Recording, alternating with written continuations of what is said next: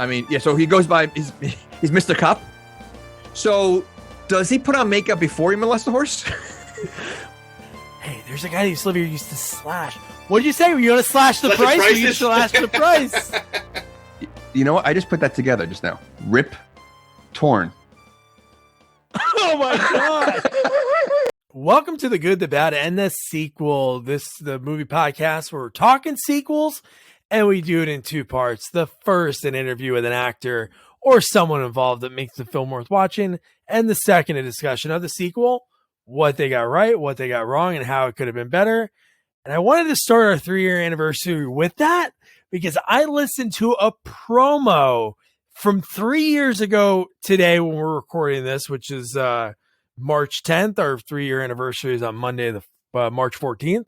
And I said the same thing. It's insane. We used to do it backwards. So before we get this started, I got to introduce you to, for the last 3 years, my co-pilot on this sequel watching journey, Jamie Riccardi. Jamie, how you doing? I'm doing great. I'm excited to see what the next 3 years bring. I mean, I can't even believe we made it 3 years. And that's commitment. I can't believe that we even had a promo back then. I made one and it sounds so bad. But I said what they got right, what they got wrong, how it could have been better. And I'm like, wow, it's so cool. And I think that's what works for us. So we're going to get into I don't know if we're going to name them the Sequeies. Maybe that's a pretty good idea. And it sounds like a disease from the 30s. Yeah, I don't think I like that. Sequeies. No, I was dating this girl the other night, and I hooked up with this girl, from down the block, and she gave me the Sequeies. Sequeies could sound pretty good, though. Say it in a nice way. I met this girl the other night, and just the whole night long, she gave me the Sequeies. Okay. Oh my god! Yikes! Listen, you know what? I think either way, Sequeies is not gonna. I don't think it's gonna stick. Okay.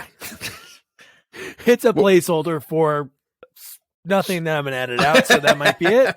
But no. So what we wanted to do is spend 15-20 minutes, looking back on 3 years. The leather anniversary, and really thinking about an idea that came from a text message. Well, and both of our loves for how did this get made? We wanted to do our own thing, but we basically said hey, it's got to be different. And we stuck to our guns. We never covered a non-sequel. We've never covered a sequel that I didn't personally interview somebody that worked on it. And I think that is what stands the test of time with us and our listeners, that we have this format that works and we do it no matter what. And it does. And I have to give you credit because I have tried a few times to throw in a non-sequel and you stuck to your guns and you said, no, sequels only. So, I have to give you credit for sticking, because if it wasn't for you sticking your guns, I think I would have slid in a non-sequel here and there. Well, speaking of sequels only, sequelsonly.com. Follow us on Twitter at sequels only and wherever you're at on social media. But no, I think that was something I was because you have to have this uniqueness. You don't want to stray from, and it's worked, and people love that listeners. There's so many listeners that I'm going to put in a thank you thing in the episode notes. And I think it's with them too, that we're covering these sequels that they've never heard of or they haven't heard of in years. And it brings that nostalgia factor back for them. Well, I think also the fact that we do get people from the movies, anybody can do a podcast, right? Anyone could, or at least try to do a podcast. And I'm sure there's other podcasts that cover sequel movies, and anyone could talk about a movie. But when you start bringing people that were involved in the movie and you hear stories about it, that changes the whole dynamic. And that to me makes it so special that I really don't think anyone out there does it like this.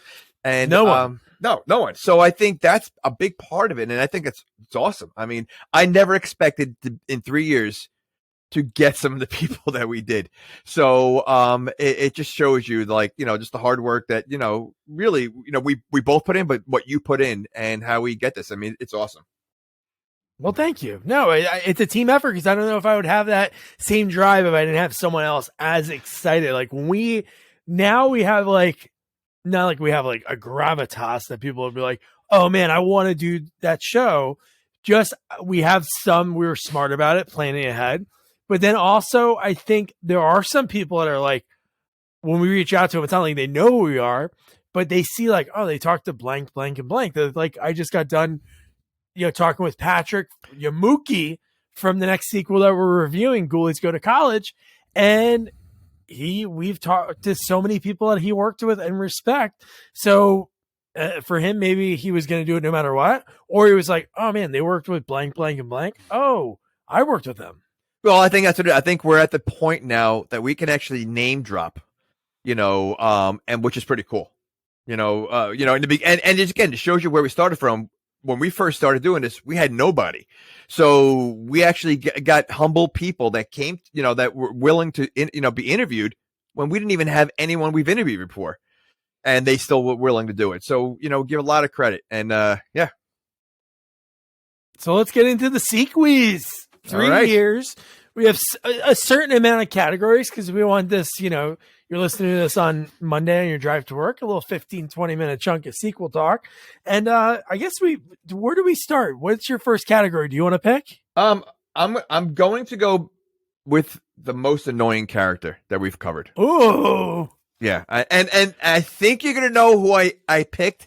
And we have watched a lot of movies. Wait, before you mention that. Yeah. But I think I found a character that might be more annoying than Alan. Just kidding. Could you imagine? Your ass stinks!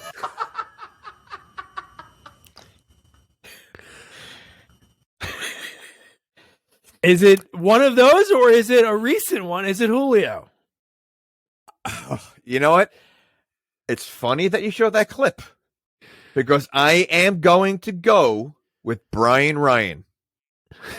Ryan. Okay, so Brian by far, and to me, as annoying as Alan was in Sleepaway Camp 2, I found him kind of funny. That line, your ass stinks. I found it kind of funny after a while.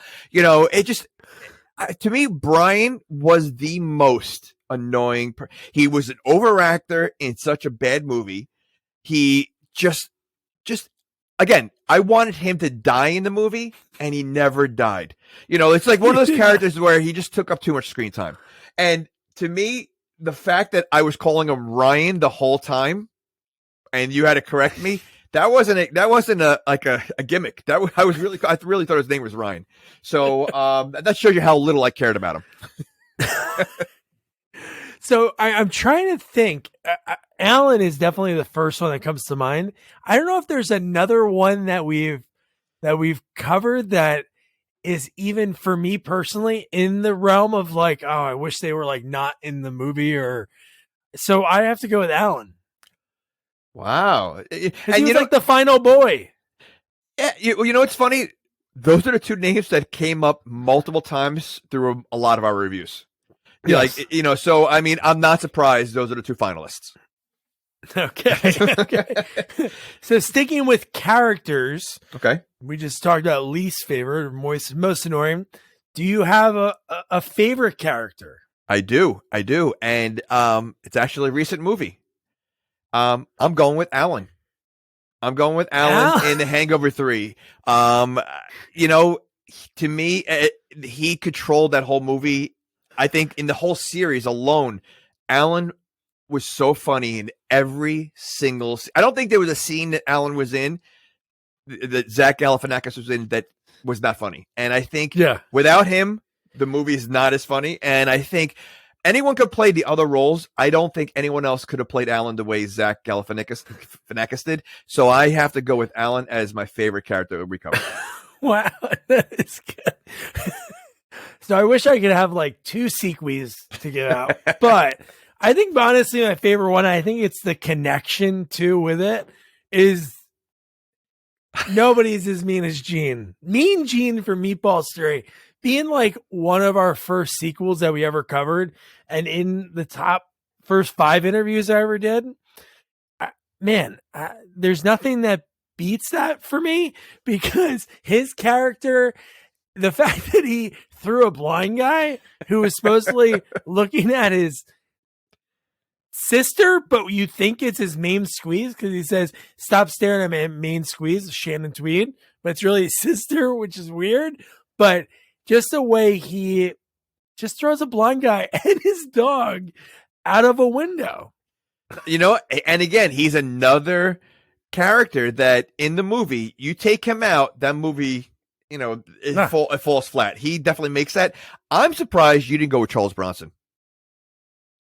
Oh, Paul Kersey. And I guess, honestly, the second one in my head was Terry Silver. No, you know what? Honestly, I didn't think about that, but now I'm surprised you didn't go with Terry Silver, because you did. Yeah. You do love him. All he cares about is clearing his calendar so he can torment a teenager. That is the plot of that movie. No, it's all, he's definitely up there for like a second favorite character. Yeah, no, he's up there. So Mean Gene, George Buza, who I sent, if you're watching on a video, I made a shirt that a very hot blonde in the movie that was wearing the same shirt. Nobody is as mean as Gene. I made this shirt not realizing how much it costs to ship stuff to Canada. The shirt was $20 and then ended up costing $35 to ship it. But you know what? This was a movie in his career. He voiced Beast on X-Men, the animated series. This movie had such a sentimental value during the interview because I was so green at doing it. And he opened up thinking about having his Harley, living in his trailer, and the parties he used to throw on set that he loved. So I always feel like his character of Mean Gene was the way he was in real life.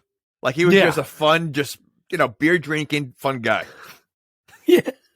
Although he's probably not sleeping with his sister in real life. Yeah, that was so weird. So what's next? I want to save aha moment. Okay. For a little bit later. Okay. So what do we got next? Well, let's go with, what was your favorite sequel that we did? Favorite sequel that we have done. Wow.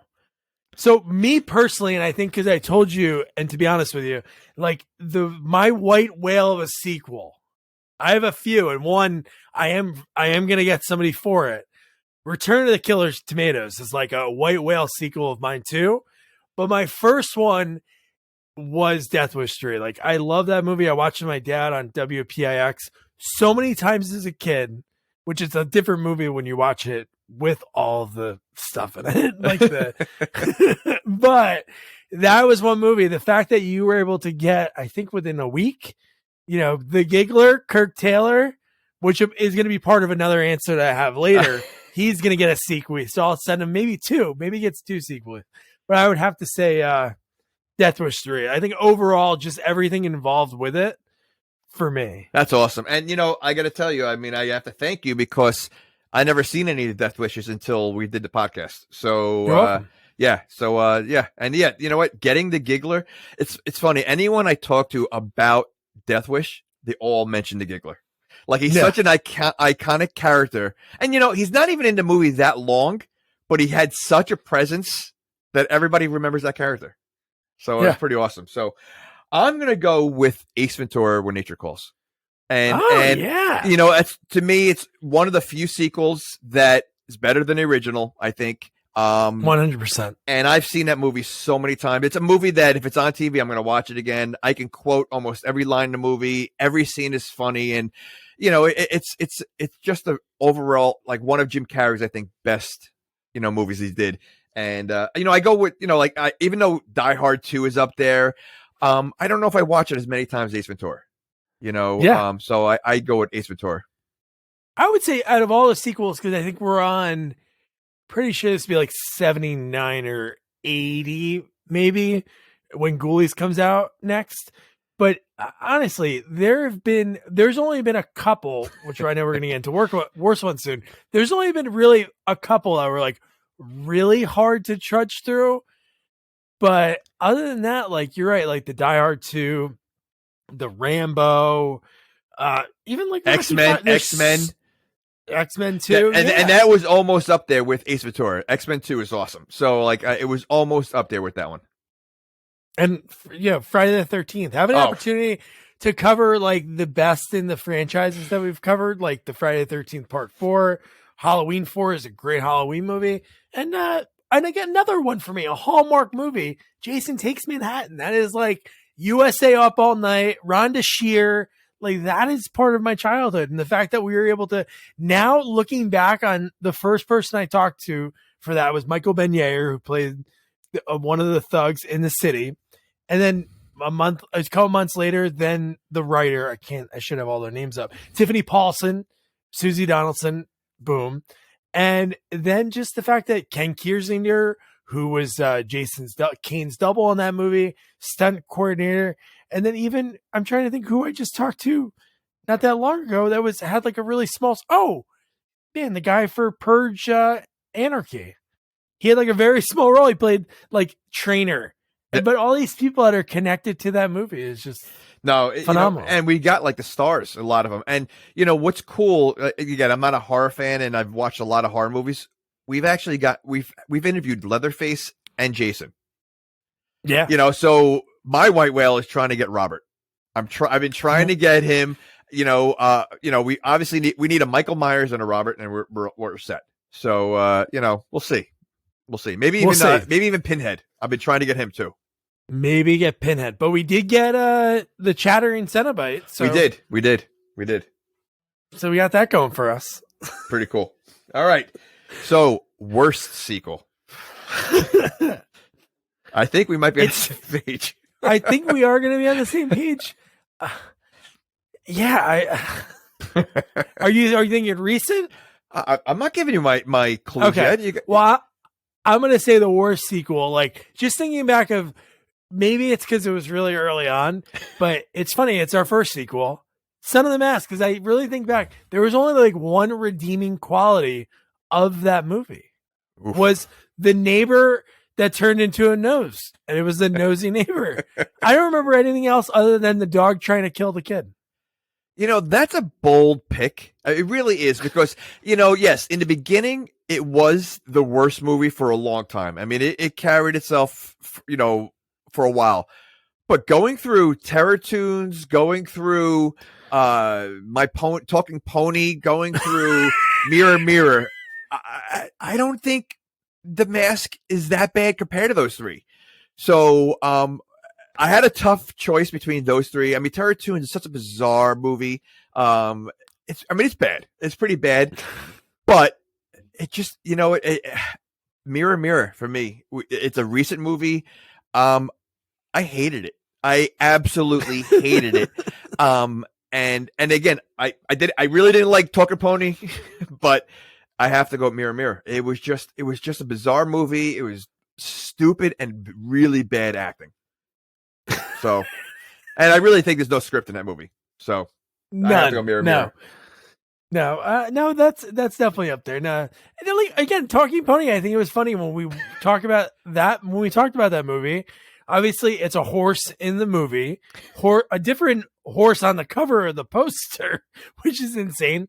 But the movie, like when you're watching the movie, it really wasn't like, it was almost like, wow, they did this in like 72 hours. They shot this movie. And there was some things that were funny. See, you look at it as, wow, they did it in 72 hours to make this movie. I'm looking at it as, whoa, they wasted 72 hours to make this movie. There's nothing you can tell me that will make me feel better about the movie. The movie was no. Your idea of the horse becoming a stand-up comedian. Okay, but that's not the movie. Now, if that was the movie, then that changes things. But the the fact that they, when you're watching a movie and they're showing the same scene over and over again as like the same clip, that shows you it's a bad movie. Like, they had no other idea to fill in that time, that they just decided, you know what? Let's just keep showing the horse running around in circles multiple times. Okay. All right, next Sequeies up, because I think it was a good one you thought of, was aha moment. What was the aha moment that you had? So I think it has to be Airplane 2, Rip Torn. And think about we've known that name for, I mean, I've known that name forever. You know, he's in tons of movies. Oh, yeah. You know, I've said his name, Rip Torn, so many times. And just in the middle, for whatever reason, why it made me think of Rip and Torn together. And then you paused for a second, and then you got like all excited, like, because you couldn't believe it. It was such an aha moment for both of us that and it's so, and now you look at it, his name is so obvious, but you never, like, I don't think anyone really thinks about it. No. You know? It's the same word. There's synonyms for each other. Yeah. So I wonder, like, if anyone who's listened to that clip were also like, holy cow, like, it's Rip Torn. Like, yeah. So that was my favorite, you know, aha moment. Yeah. The reason I wanted to space it out, because I think my favorite aha moment was in Meatballs 3 when we're talking about the movie. This is before we did video, and I would have like the computer up, and I would have like handwritten notes that with my terrible handwriting I couldn't read. And I remember like looking, I'm like, wait, what was the kid's name in the first movie? And you're like, oh, I don't know. I'm like, was it Rudy? And it's like, oh, I think it was Rudy. It's like, holy shit, his name's Rudy. And then we pieced together that, oh my God, the kid from the first movie, Tripper gave him this. That movie. Yeah. That and movie you know what? made I totally sense forgot about that one. That was our first aha moment. And that was pretty big when that happened, because we had no idea. No, that was a big one. That was a big one. That was the craziest plot of any sequel we covered, I think. The fact that a porn star, in order to get to heaven, had to get a kid. Well, no. Porn heaven. Porn heaven. It was porn heaven. you know, I got to tell you, you know, it's funny because, you know, again, these aha moments, they're off the cuff. Like, they somehow come out when you're not even looking for it. It just, and I don't know why it makes, like, why it comes together like the way it does, you know, and it happened to both of them. So yeah, I love aha moments, and I'm sure we're going to have more, and I'm sure there's probably more that we just forgot about that. I'm sure there's got to be more, because I don't know. No, there's definitely been, you know, we've done like 80 sequels, so I'm sure other ones have come up, but no, those are like the Rip Torn one was, that's top notch. I just think the Rudy one, because it was like such a big character from the original movie that they shoehorned back in there without us even thinking about. Well, the way they did it, they didn't explain it well, so I don't think the average person is going to put two and two together. Like, and if we didn't, especially 8 years later, 7 years later, right? And if we didn't talk about it, we wouldn't have we wouldn't have figured that out. So yeah, so I have another one here. So favorite interview. So favorite interview, like, I'm gonna have to give out a couple sequels for this one. One is just because I think, you know, when we do this, when you do this, and I never thought I would get to this moment, like in life, when you have like these connections with people, like when you lose like a loved one or someone close, it's like, it's definitely gut wrenching, obviously, because you have those connections. But honestly, like when somebody tells you their story and you find out their life story, it's like Tiny Lister obviously is one, but like, I think with him, people know him and he talks to people, and it's not like we went really in depth about like his because he was like shopping at Target and like buying a shirt. Still the coolest thing, him doing Debo voices to like employees and stuff. But Tim Lawrence was a guy that really didn't want to do the interview, and he was like one of the first people that emailed me back, and I just kept like bugging him, and he was like really a hard ass about it. Like, all right, I'll do it 7:30 in the morning. I'm like, oh my God, man. So I had my daughter who was like, 4 months at the time. I was like holding her, feeding her with the bottle in her mouth and doing this interview on my cell phone. And the fact that he passed away like later that year, man, that was like, when I was told that by Steve Neal, special effects guy, he told me, because he worked with him and he found out. And I was like, I was like so like taken back. I'm like, this guy who didn't want to talk, like told me his story. And his niece and brother like never knew about a lot of that stuff and listened to that interview. Well, you know, what's cool about it is, you know, again, he probably hasn't done a lot of interviews, you know, Unfortunately, the people behind the scenes on movies, you know, don't get a lot of the credit that they should, you know, because their names are in the end of the movie, but who stays for the end of the movie credits? You know, like who's really paying attention? Who's reading those? So like, you know, their stories never get out, and you were able to get his story, his career story out only a few months before he passed away. So I think it's actually kind of cool that you were able to get the story out and for people to hear, about his life, because otherwise, if he passed away sooner, no one would know, really who Tim Lawrence was. So you actually did a good thing, I mean, like you were able to. I know. No. So that's pretty cool. It's the coolest thing. Yeah. No, I know. No. It's very cool. So, and then I have to say, like, the coolest thing that will be hard to ever top was the Death Wish 3 reunion with our Bronson brother, Chris Roush, at Bronson Tweets 9 on Twitter. And nothing beats that. Getting 3 of the nicest bad guys together: Alex Winter, Tony Spiridakis, Kirk Taylor, we interviewed before that. And just to get them together to talk Bronson on his 100th birthday, and just behind the scenes stories that were just unreal. But no, that would be my Sequeies. And you know what? That interview really was so fun to watch. I mean, let alone listen, but because they haven't seen each other in so long, and they were talking as if they still, like kids. And the fact that like they were laughing and getting excited about each story, remembering this, like it was very cool. And really, they took over the interview. Like it was just them. Like it was very cool. So that was very good. I was fly on the wall and I was loving it. I was just like sitting there with like popcorn. Well, not popcorn, but my face paint on. I was part of the gang for the day. You felt cool for a little moment. I love it.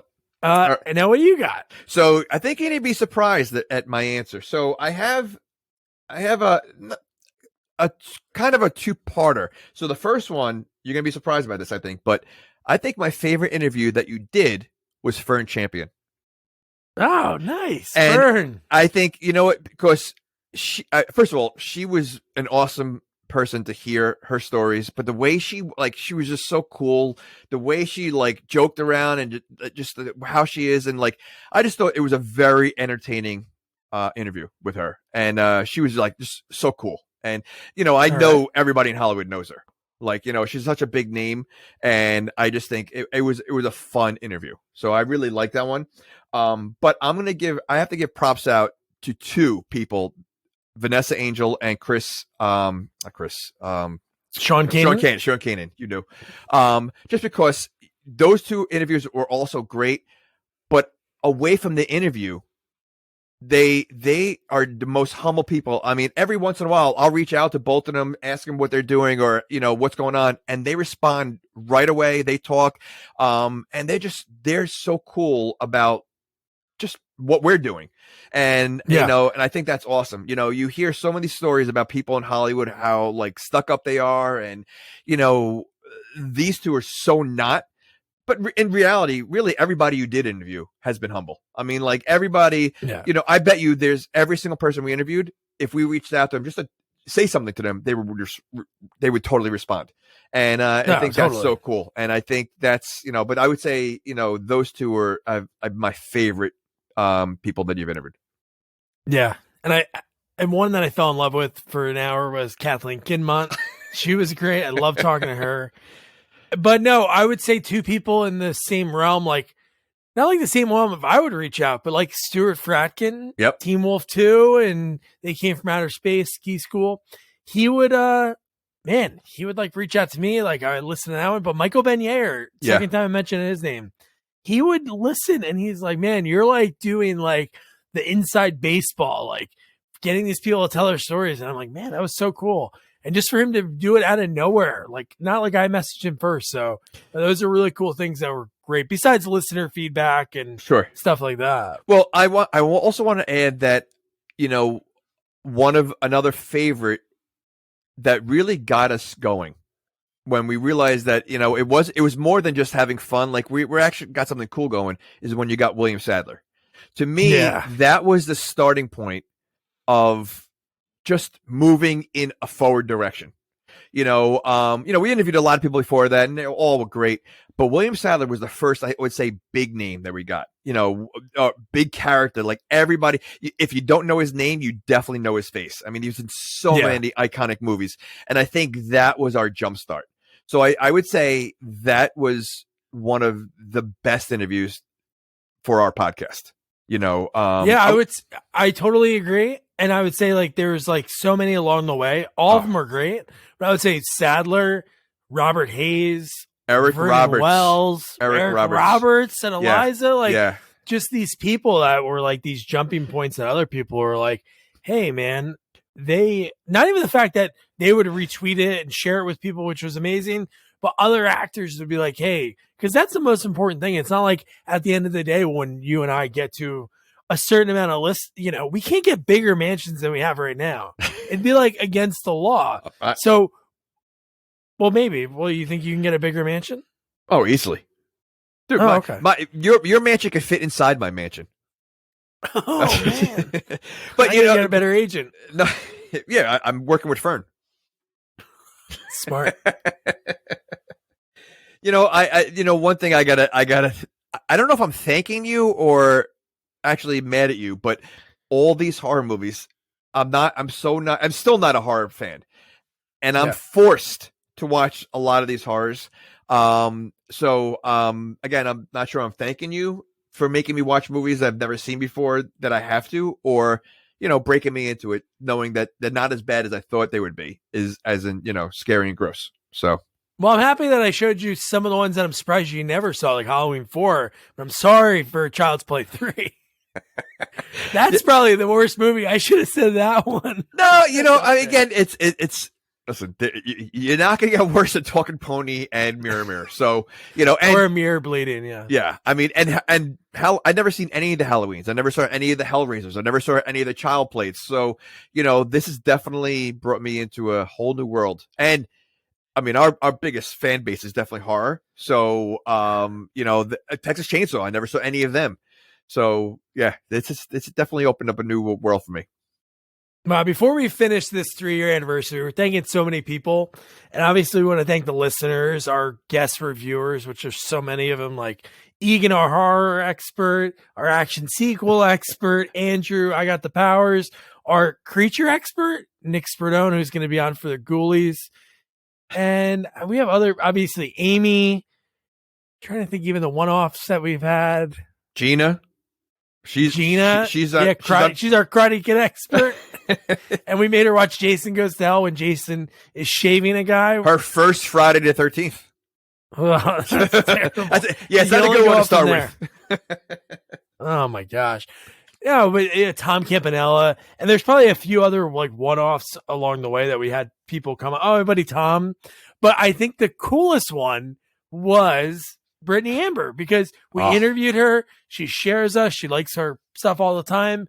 And she came on to do Hellraiser 2. She's a big name. For her to do that, like this, to put the time aside and do that was awesome. And she was great. Yeah. I mean, she really you could see sometimes, some people take a step back when they're doing an interview, but she was jumping right in there. She definitely knew her Hellraiser. I mean, she got into character. She had props. I mean, her whole room, she had the box. Yeah. She had the box. A doll box. Hands, I mean, yeah, she was awesome. Yeah. So for her to do that was great. Wow. So 3 years, the leather anniversary. Next year's 4. I don't know what it is, but wait, 3 years is leather? Well, leather I think is traditional, and then the other ones are like, yeah, that's Hellraiser. I'm surprised you didn't walk out as a gimp. So you should have wore the gimp outfit. I should have. But no, so the next year we have a ton of great stuff. After Ghoul, well, the next sequel is going to be a great one. Ghoulies Go to College, but right after that, Aliens. Great on the Mount Rushmore of sequels. So that'll be a lot of fun. And so many other ones. We're going to do a Sharknado movie, which I just thought about that when I was just talking to Patrick Leberto. I did not ask him about Sharknado 3 at all because we covered so many other things, but that's fine. So have you ever seen a Sharknado? I saw maybe the first one or the second one. I have never seen any of them. So this is well, yeah. That'll be good. Well, I think it's the final Sharknado too. So is that the one? I think it is. So This one's called Oh Hell No. Oh Hell No, is that the last one? How many did they have? Like 5, 4? I don't know. I don't know if you call the last one in the installment like Oh Hell No. I mean, I guess so. Like somebody's like, oh, we're doing another one. Oh hell no. Right. And the fact that it's like the last one, I'm sure the budget's probably huge. And it's probably like the script is probably great, and it's probably be a fantastic movie to do. It's going to probably be a bottom 3 or top 3 worst movies that we've done. So I think it's gonna. I think it's gonna. Maybe It's gonna pass Son of the Mask. Without there's gonna be a ton of cameos in it, and that makes it. That makes it better. People in it. That makes it better. Maybe. So, any closing words, Jamie? You know what? I just want to thank everybody. Thank our listeners. I mean, you know, I know what are we at? 500 subscribers on YouTube. I mean, right? Yeah, that's awesome. I mean, you know, the Twitter people, you know, fans that comment all the time. I mean, you know, we probably still would be doing this if we had one follower. But you make it more fun by having more, and you know, and the feedback is great. So I really want to thank our followers. I want to thank our guests, like you mentioned already, every single one of them, because you know, you do have to take your time out to do this with us. It is usually late at night. Usually you got to watch a really crappy movie. So, you know, so I want to thank you and absolutely thank the people behind the scenes in Hollywood, and in front of the camera that have given you time to do it. So, I mean, really just thanks all around. And thank you for making the sequels that people, thank you for making 7 police academies, but the 6th one was pretty awesome. And don't forget, nobody's as mean as Gene. And don't forget to review, rate, share our podcast. Follow us on all social media at Sequels Only.